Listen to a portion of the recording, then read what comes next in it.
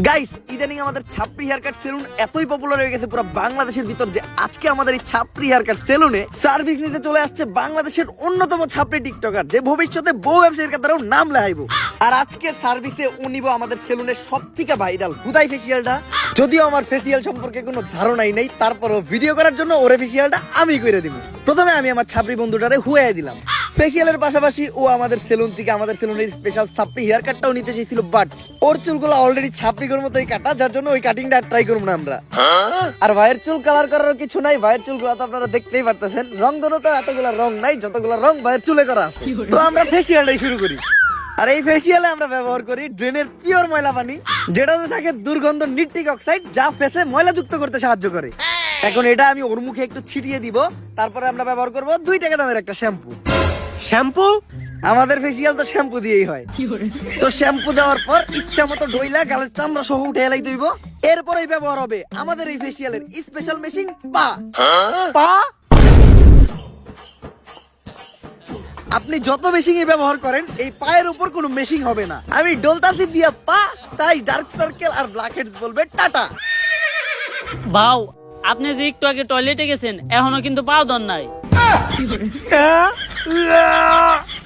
আর দেখতেই পারতেছেন আমাদের এই সেলুনের স্পেশাল হুদাই ফেসিয়াল নেওয়ার পর ওর ফেসে কোনো পরিবর্তন নাই, ফেস আগের মতোই আছে। আর এটাই হচ্ছে এই ফেসিয়ালের স্পেশালিটি। তো তোমার কাছে আমাদের এই ফেসিয়ালটা কেমন লাগলো? যদিও আমি জীবনে প্রথম ফেসিয়াল করলাম, তারপর এর আগে আমি যত জায়গা থেকে নিছি, আপনাদেরটা ছিল সব থেকে বেস্ট। তো এই প্রিমিয়াম হুদাই ফেসিয়ালটা ট্রাই করতে আপনারা চলে আসুন ছাপরি হেয়ার কাট সেলুনে। ক্যামেরা বন্ধ কর।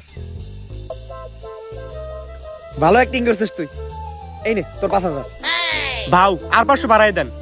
সামনে তুই সেলুন উদ্বোধন করবি না? তোর সেলুনেও আমি দামো যে এরকম পাড়াই বেড়া চাপা মেরে তুই আমু। আমাকে ব্যবসায়ী তো এইটা। টিকটকের সাপড়ির মাধ্যমে ফেক রিভিউ দিয়া আর চাপাবাজি কইরা ভালোই টাকা কামাইছি। হয়তো কিছু দিনের ভিতর সেলুনের টিয়াটা উইটা যাইব। ভাও, আপনি তো সফলতা ডাক পেয়ে গেছেন। ঝুমা আপু আপনার ইন্টারভিউ লিগে ডাকছে। আমার ইন্টারভিউ নেওয়ার লেগে জুমাপু ডাকছে? কোন টিভি থেকে? অসময় টিভি নাকি বুড়িগঙ্গা টিভি? ভাও, আপনার মতো সাপ্রিয়ে ডাকবো আবার টিভি চ্যানেলের ইন্টারভিউ লিগা ইউটিউব চ্যানেল। ও বুঝছি, ইউটিউবে পডকাস্ট হইব। তাহলে শোয়ের নাম কি? গাঁজাখুরি কথাবার্তা। গাঁদাঘুরি কথাবার্তা? এটা আবার কি মুশো? যেমন নাম ঠিক তেমন শো। এই শো সকল টিকটকার আর বউ ব্যবসায়ী করে ডাক দিয়া তাগো জীবন কাহিনী শোনা হয়। আর এই লিস্টে আপনার মতো সব সফল ছাপরি সেলুন ব্যবসায়ীরাও আছে।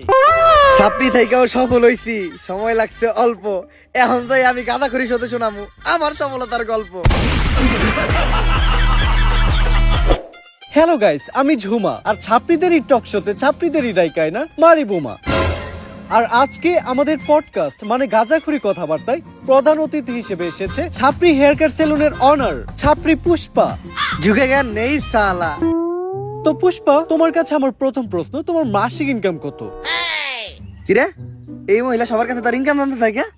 আপনি আমার কাছে আমার ইনকাম জানতে চান কে? আমার হাঙ্গা করবেন নাকি? অলরেডি ম্যারিড, ঘরে বউ আছে, নামসি পারলি। আমি আমার বউয়ের প্রতি লয়াল, কোনো চান্স নাই। অন্য প্রশ্ন করেন।